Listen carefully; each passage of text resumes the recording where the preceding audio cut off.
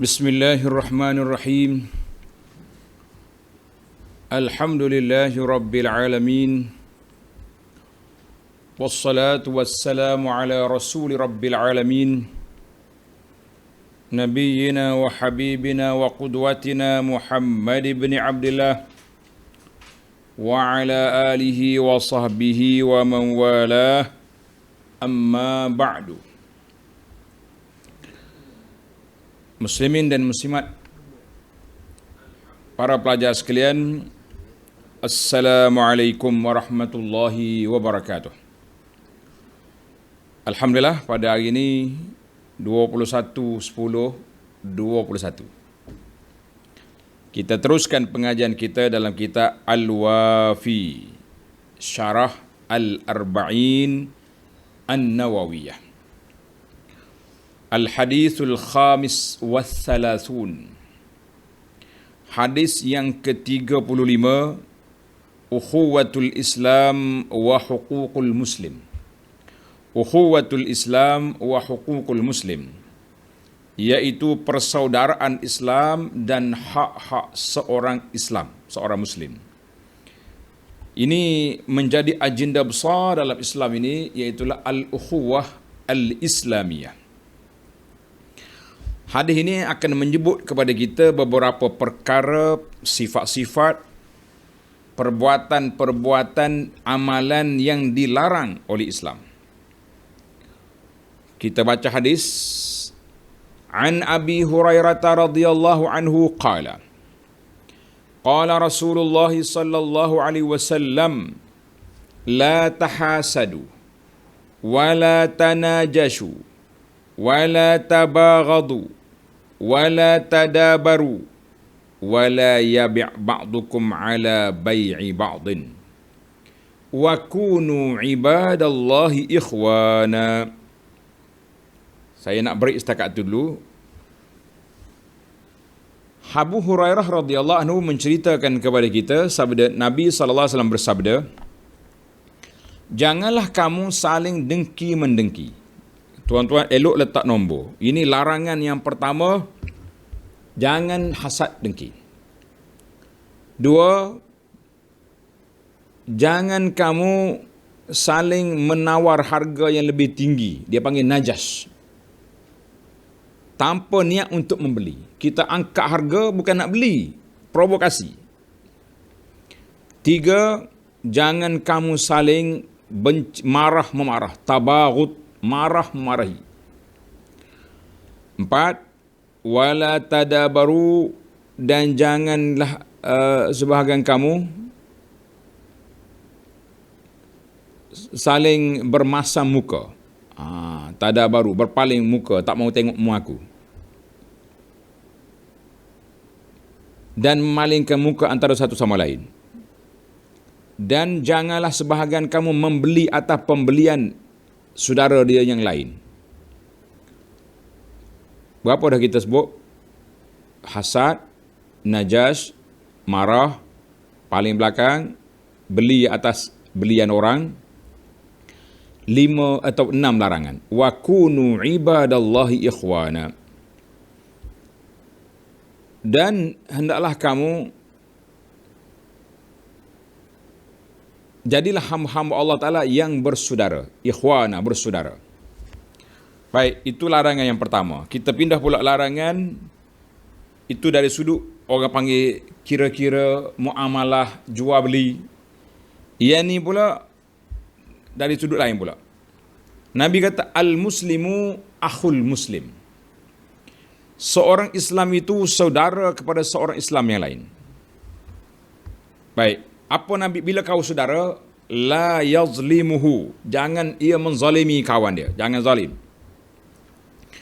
Wala yakzibuhu, jangan bohong, jangan mendustainya. 3, wala yahqiruhu, jangan menghinakannya. 3 larangan. Kemudian Nabi bersabda, at-taqwa hahuna wa yushiru ila sadrihi salatha marat. Nabi kata takwa itu berada di sini, dalam hati ni. Nabi tunjuk di dada dia 3 kali ulang. bihasabi imri'in minasyarri an yahqira akhahul muslim.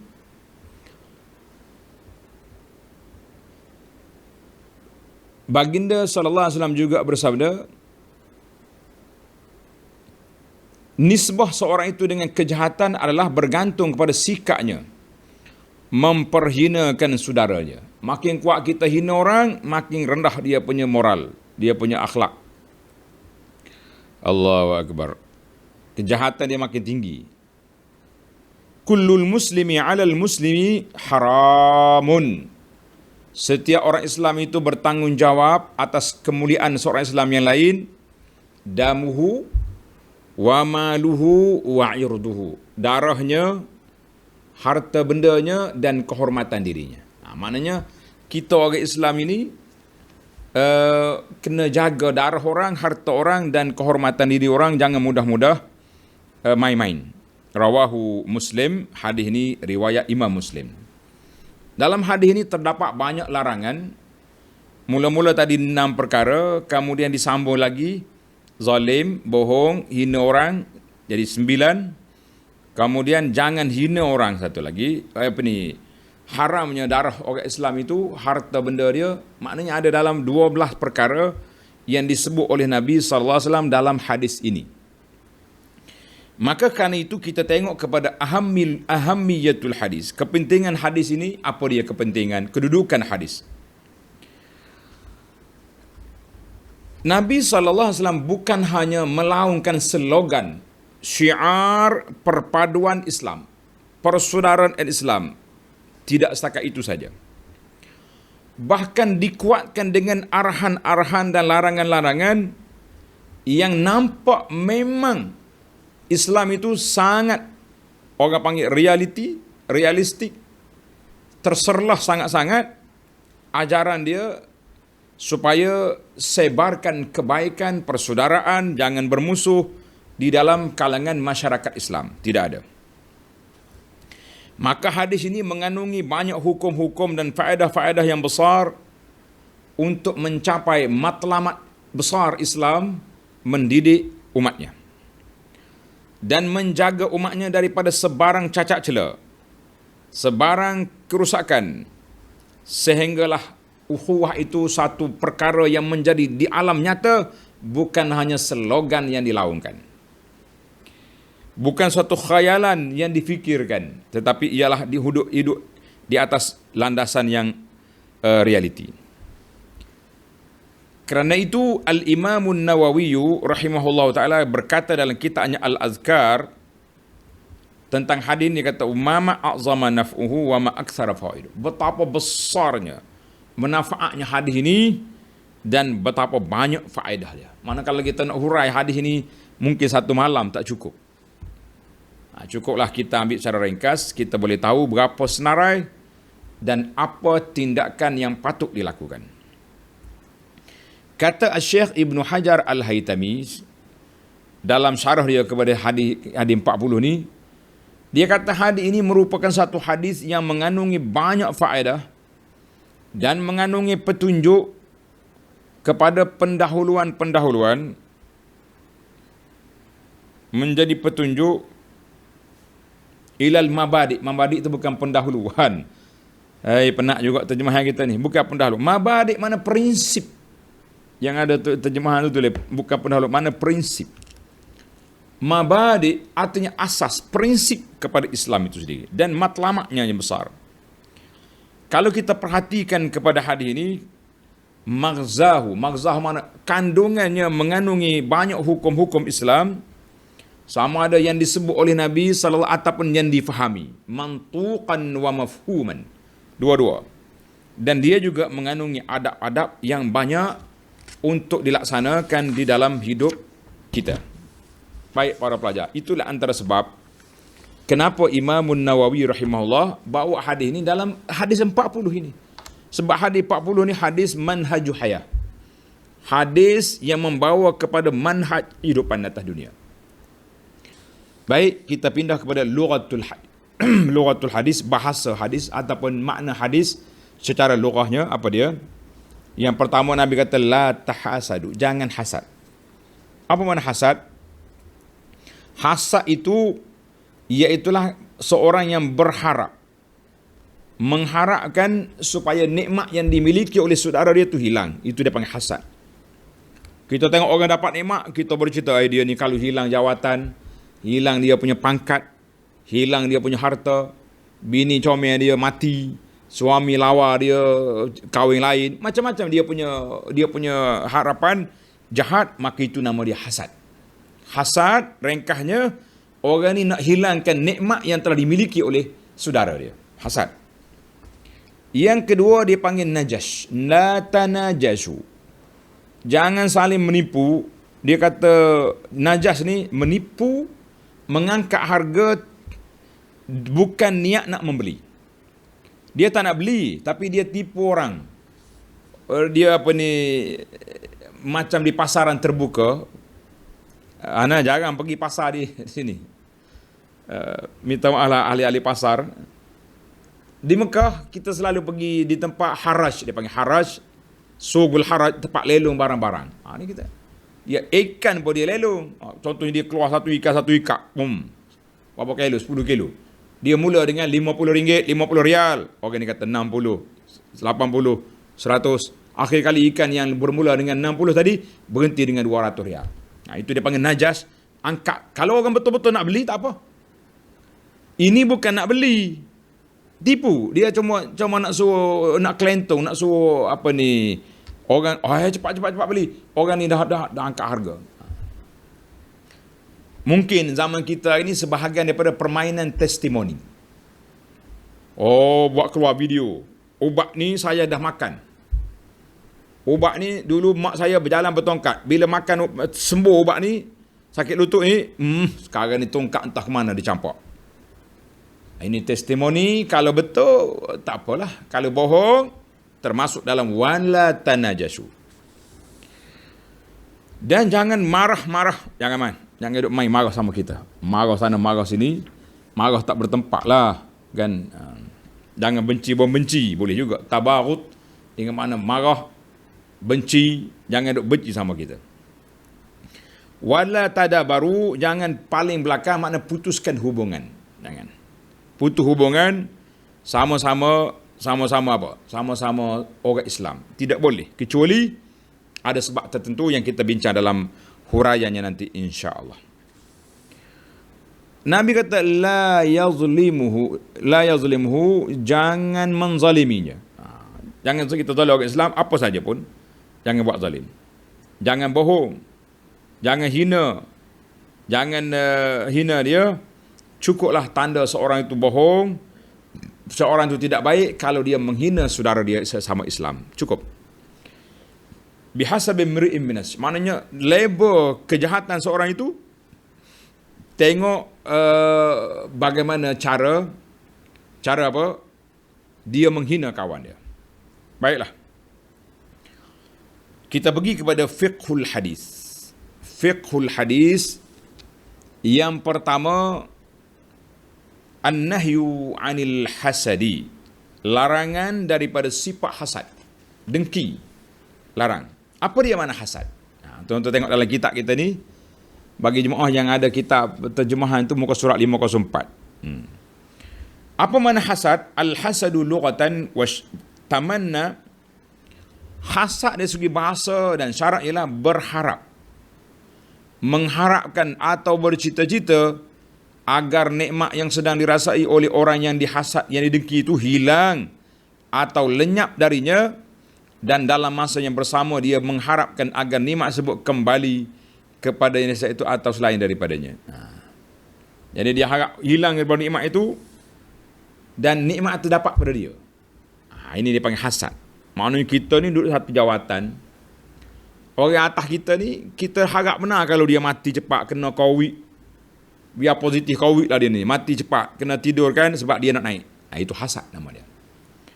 Ataupun kita buka kedai, sebelah kedai kita tu laku, laris jualan, kita kata biar mati kedai ni, orang mari beli tempat aku. Hasad.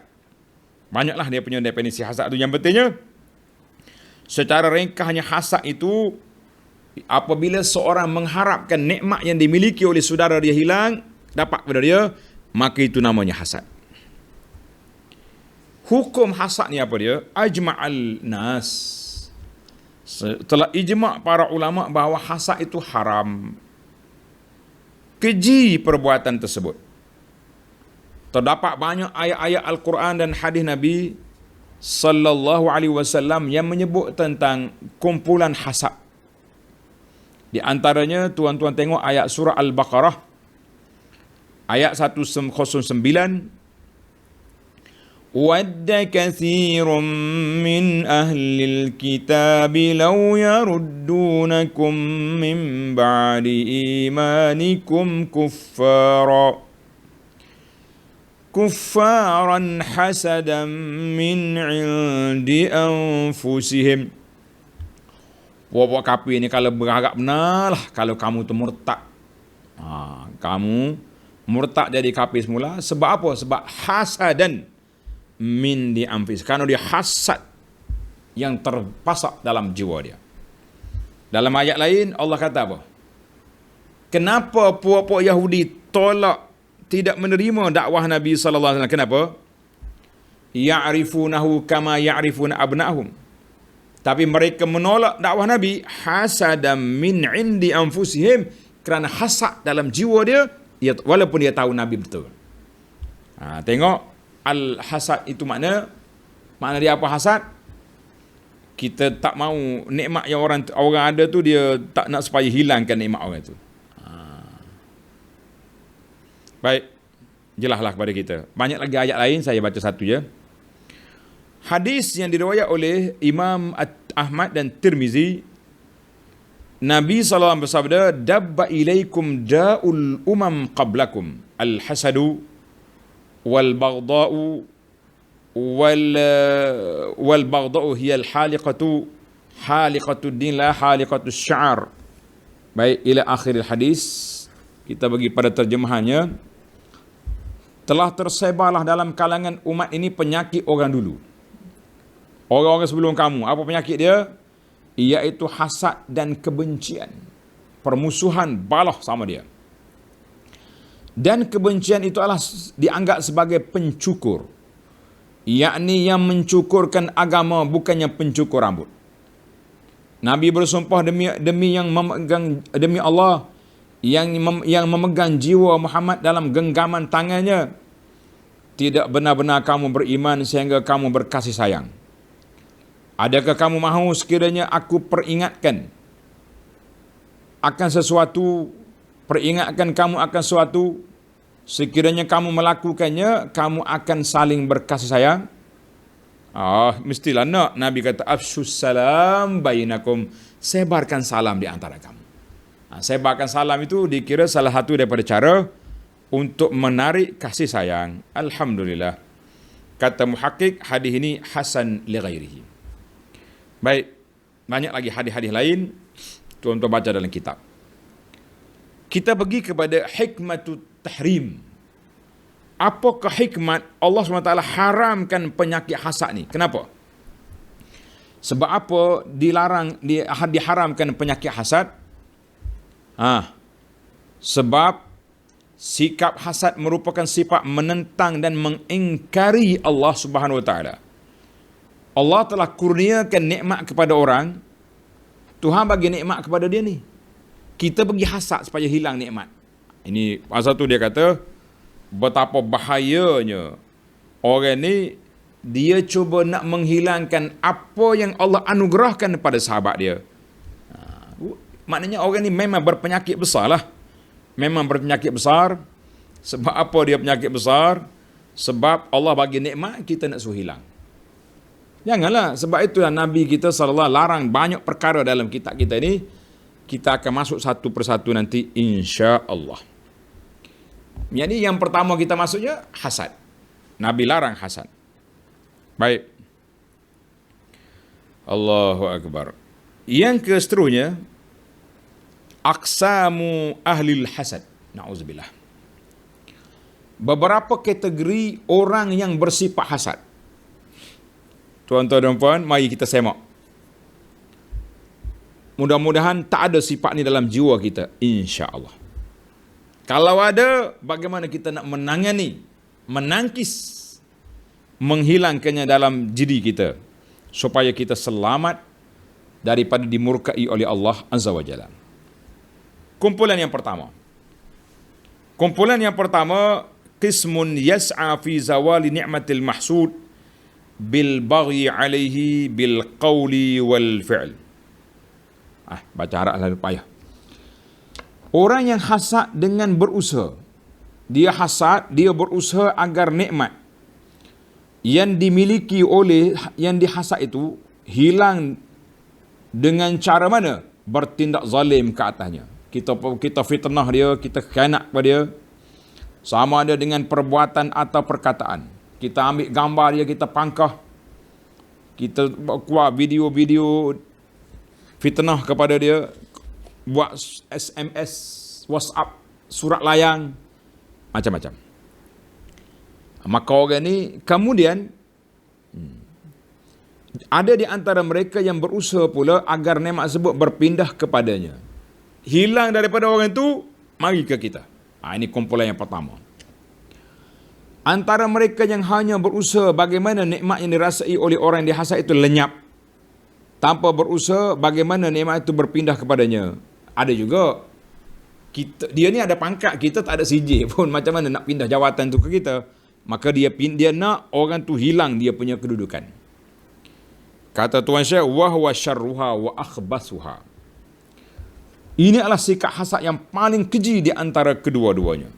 Mana dia nak suruh hilang, yang penting hilang. Dia tak nak pun, memang tak layak pun dia untuk dapatnya. Tapi dia nak hilangkan daripada saudara dia, maka itu dia panggil sifat hasad yang cukup dahsyat. Baik. Yang kedua. Wa qismun akhar minan nas. Jenis hasad yang kedua pula, di mana terdapat dalam kalangan manusia, apabila mereka hasad terhadap orang lain, mereka tidak berusaha atas perkara-perkara yang menyebabkan wujudnya sikap hasad itu. Sebagai contohnya, mereka tidak berusaha untuk melenyapkan nikmat yang dimiliki oleh orang yang dihasadnya itu. Mereka tidak bertindak zalim ke atas orang dihasad, sama ada dengan perbuatan atau perkataan. Jadi dia ni dia tak ada apa, dia rasa iri hati gitu ya. Tidak nak suruh hilang orang tu, dia nak hilang, tak ada apa-apa. Kata Imam Al-Hasan Al-Basri, la ya'tamu zalik. Hak ni tak ada masalah. Sebab dia duk berasa gitu ya. Berasa nak juga macam orang tu. Dan diriwayat secara marfu' daripada beberapa jalan yang dhaif. Jalan yang lemah. Dia itulah hasad jenis ni ada dua kategori. Tengok. Kategori yang pertama, mereka memiliki kemungkinan untuk menghapuskan sikap hasad itu daripada diri mereka. Tetapi mereka tertewas oleh sikap hasad tersebut, namun mereka tidak berdosa. Dia cuba dah nak hilangkan hasad tu daripada diri dia, tapi dia tak mampu. Ada juga perasaan tak comel dalam diri tu. Ini insya-Allah dia tidak berdosa sebab dia tak buat apa-apa pun. Cuma dia tengok orang kaya berasa kaya dia tu. Gitu ya. Jealous orang kata kaya. Maknanya gitulah. Yang kedua ni dengar. Orang yang berkata-kata dengan dirinya sendiri secara ikhtiari, kehendak dirinya sendiri. Beliau mengulang-ulangi dan memulakan dalam dirinya perasaan berharap-harap atau bercita-cita supaya nikmat yang dimiliki oleh saudara itu lenyap demi menimbulkan rasa gembira dalam dirinya. Dia duk mikir kalau nikmat orang itu hilang, tenanglah aku hidup. Kalau selagi dia senang kak, tengok naik kereta, kau tengok jalan molek, rasa sakit hati. Sikap seumpama ini menyerupai seorang yang berazam untuk terus melakukan maksiat. Maknanya maksiatlah perbuatan dia tu.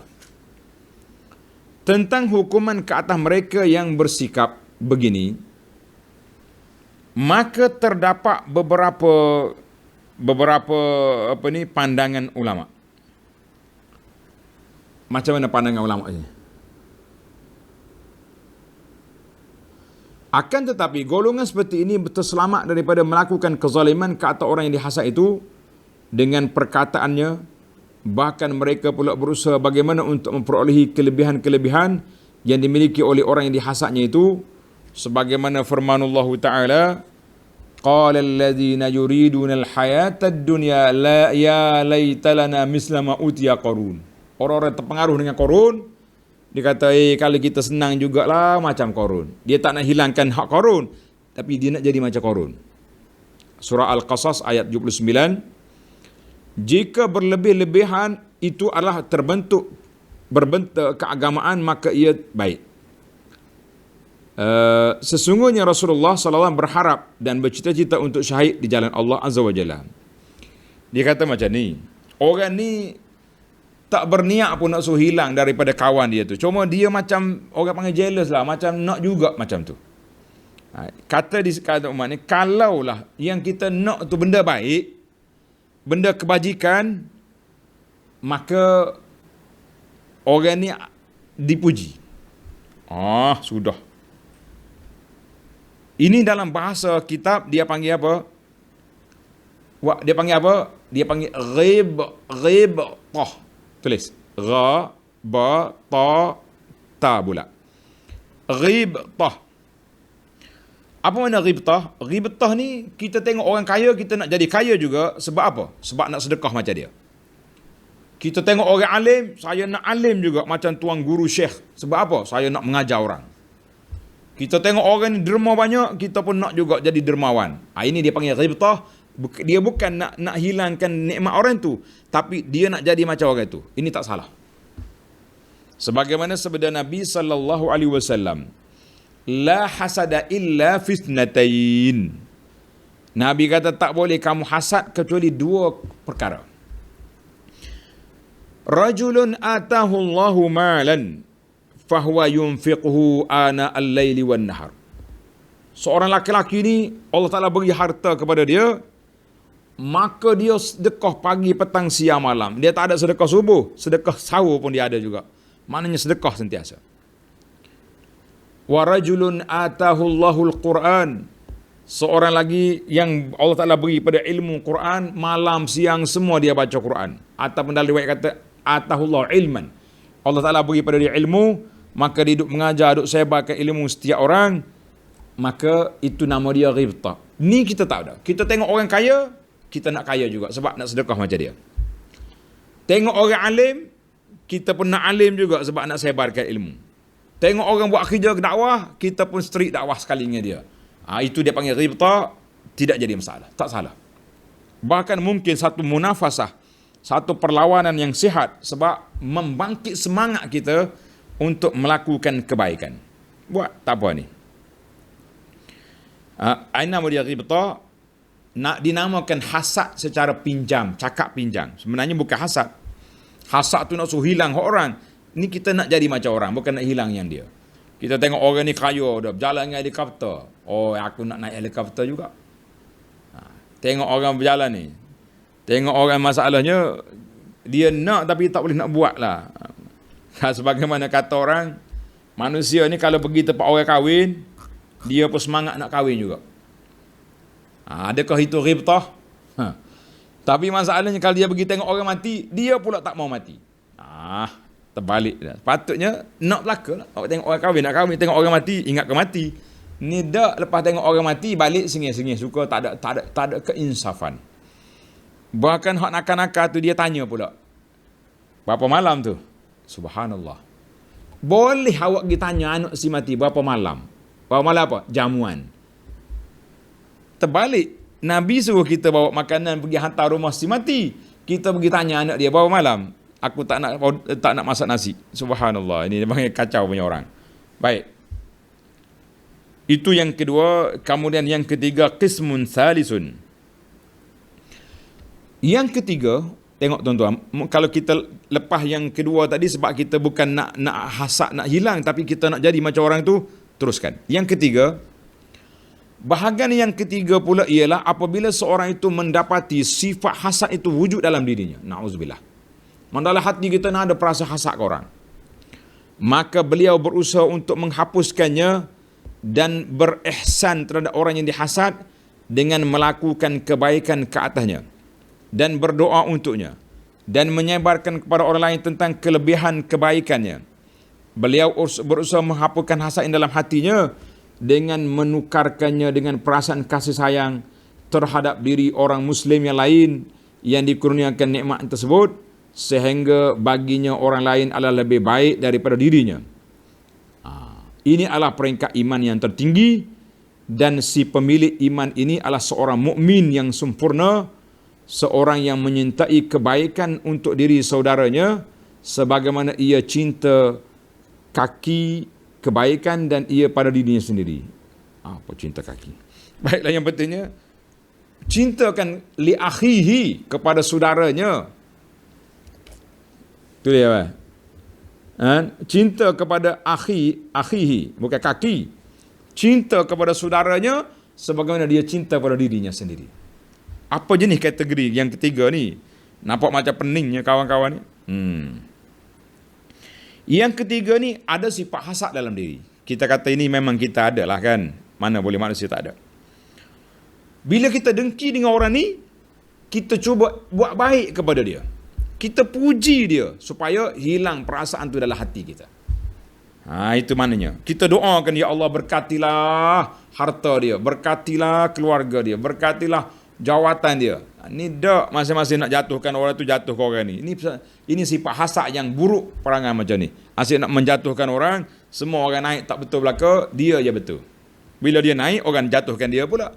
Maka kita katakan hasad ni tak baik. Bila orang dapat nikmat, kita usaha, kita doakan keberkatan, kita puji dia, maka ini insya-Allah hilang daripada sifat kita, sifat hasad. Maka ini dia katakan sifat yang terbaik. Tuan-tuan dan puan-puan, sudah pasti kita boleh jadi orang yang baik, insya-Allah. Usahakanlah supaya kita hapuskan sifat dalam diri kita, sifat yang tak baik. Baik para pelajar sekalian, kita pindah kepada perkara yang kedua. Perkara yang kedua, an-nahyu 'anin najas wala tanajashu. Apa dia najas ni? Tengok Nabi sebut jangan najas. Apa dia najas? Iaitu menambahkan harga barang tanpa niat nak beli. Dia tak nak beli, tapi nak mengkhianat pada orang lain. Ini dipanggil najas. Tadilah saya dah sebut di awal tadi, pasar lelong dipanggil bidar apa? Pasar lelong ni. Kita pergi naikkan harga, up siapa? Harga daripada 50,000 sampai 150,000 sebab kita naikkan harga, sedangkan kita tak nak beli. Kita provokasi. Itu berdosa. Perbuatan tak baik. Jangan buat. Di antara permainan orang sekarang ini, inilah testimoni ni. Ni kacau. Pasal itulah anda tengok di antara perbuatan yang tak baik, bila nak jual barang-barang, iklan tak ada harga. Nak tahu harga, PM. Berapa harga? PM. List. Dah awak nak jual barang ni harga 100, 50, 30 ringgit, 25 ringgit, sejuta, tulis je harga sejuta. Dan mungkin boleh ditawar, tulis itu. Kenapa tak nak letak harga? Jualan apa tak ada harga? Orang sedekah ya tak ada harga ni. Jualan tak boleh tak ada harga. Sebab nak main harga. Jangan main-main. Jadi orang terpengaruh dengan dia. Sekali orang tu PM, 10 kali dia balas. Tuan, barang kita nak habis dah ni, beli. Esok dapat pula SMS, tuan, kita offer untuk hari ni je. Potongan 10%. Lusa, tuan, letih kita duk baca orang ni. Janganlah duk PM ke benda yang tak jadi ni. Kacau. Maka Nabi kita larang duk main benda lagu ni. Larang. Jadi orang yang duk angkat harga tanpa nak beli tadi, Allah dipanggil najas. Hukumnya haramun ijma'an alal alim bin nahi. Haram bagi orang yang tahu dengan pengharaman ini, maka jangan sekali-kali dia buat benda tu. Sama ada orang yang naik harga tadi berpakat, janji dengan toke ataupun tidak. Saja-saja suka-suka ya dia pergi. 20, 25. Dia bukan nak beli. Dia nak main-main. Dia tak janji dengan toke, tak ambil duit pun. Haram juga perbuatan itu. Sebab awak menyusahkan orang lain. Sebab harga naik tinggi, naik. Jangan main. Li'annahu ghishun wa khadi'atun. Sebab perbuatan itu menipu, kelentong orang dan tidak menasihati orang. Ya Nabi kita aja an-nushu lil muslimin. Kita kena ad-dinun nasihah. Dia tak ada nasihat, dia kelentong orang. Nak suruh naik harga. Jangan. Dalam hadis yang sahih Nabi kita bersabda, man ghasyana falaysa minna. Man ghasya, siapa dia menipu, bukan daripada umat aku. Backing Nabi kita dalam masalah menipu-menipu ni. Wa fil Bukhari wa Muslim an Ibn Umar. Bukhari, Muslim riwayat dari Ibn Umar, Nabi kita bersabda annahu naha an najas. Larangan daripada najas, kata Ibnu Abi Aufa, najas ialah memakan riba, hasil khianat. Termasuk juga dalam tu. Maknanya perbuatan tak baik. Kata Ibnu Abdul Bar, alim ulama bersepakat bahawa orang yang melakukannya menderhakai Allah Azza wa Jalla sekiranya beliau ilmu tentang perkara tersebut. Haramlah perbuatan ini, haram. Adapun hukum akad jual yang mengandungi najas, sah ke tak sah? Kalau kita beli dengan sebab orang tipu harga tadi, kena kelentong. Bahasa sekarang ni kena goreng. Hak sedap lagi, kena kencing. Itu dia bahasa lah. Apa jadi? Faqad ikhtalafa fihi ulama. Ada ulama mengatakan jual tu fasik. Jual tu fasik, maknanya jual tu rusak. Ada yang mengatakan kalaulah najis, orang yang angkat harga tu orang yang jual ataupun tali barut penjual, maka rusaklah jual beli itu, tipu. Kerana larangan itu kembali kepada orang yang mengangkat jual beli itu. Kalau dia tak ada saja yang suka-suka geng-geng pengaruh ni, pengacau ni mari duk orang duk jual, duk angkat harga. Tuang kedai belanja air pun tak dia. Maka itu tidak rusak jual beli tadi sebab dia kembali kepada orang lain. Dia tanya kaedah. Demikianlah diriwayat daripada Imam Syafi'i tentang sebab-sebab kenapa harus jual beli tersebut. Sebab orang yang najis tadi bukan penjual. Bukan tali barut dia. Orang lain mari duk suka-suka duk main angkat harga. Lain. Kebanyakan ulama fiqh kata sahih jual tu. Sebab apa sahih? Sebab dia sudah jual barang tu. Kamu pun nampak cuma harga tu tertipu. Barang boleh jadi RM100, awak terpaksa kena beli dengan RM120 sebab orang kelentong awak naik harga cepat beli. Minggu depan tak dapat ni. Allahu Akbar. Ana sekali kena. Saya pergi Kota Baru, KB Mall. Bila masuk, pakcik kata ada apa, Mek? Mek lah budak perempuan jual. Dia kata ni, cuba ambil ni. Kita buat ambil, kak dia bagi tu, buka. Dia kata pakcik bernasib baik. Kata nasib baik apa, Mek? Dia kata harga dapur ni, harga dia 3,000 lebih. Tapi hari ni oleh kerana pakcik dapat nombor sekian, kita bagi offer 1,500. Kata tak mahu, aku tak ada duit. Tak apa, bagi nombor akaun. Tak apa, tak ada masalah. Nombor akaun kita boleh masuk, kita hantar bar. Tapi hari ni je sebelum pukul 6 petang, punya kelentong, mai. Kalau kita ni lembek-lembek, memang tergoreng dengan mainan budak-budak ni. Budak-budak dilatih supaya jadi najas, duk main benda-benda lagi ni. Tipu orang. Pergi esok lagu tu juga. Mari orang lain beli nombor ni pula sama. Tapi dia punya tekan, kalau tak beli hari ni, esok harga 3,000 ni. Lepas pukul 6 ni harga 3,000. Fikir 100 kali kita. Nak beli tak nak beli. Nak beli tak nak beli. Tama-tama kalau makcik-makcik ada sebelah, tarik cepat-cepat lari. Kalau tidak, perangkap dia orang ni. Main-main. Baiklah. Alhamdulillah saya selamat, tuan-tuan. Kita ni bukan mudah kena tipu. Kita tahu dah pupuk najah ni kacau budak-budak ni. Tapi kesian ke anak-anak kita tu yang ditipu oleh toke-toke supaya menipu orang-orang yang lalu lalang kat sini. Naik. Baiklah. Jadi ulama kata boleh sah. Tapi sekiranya kita tahu benda tu tipu, Imam Malik kata lahul khiyar. Dia boleh buat pilihan, boleh batalkan jual beli. Mu tipu, kedai sebelah cakap RM185 awak tipu, hantar balik. Boleh. Baiklah.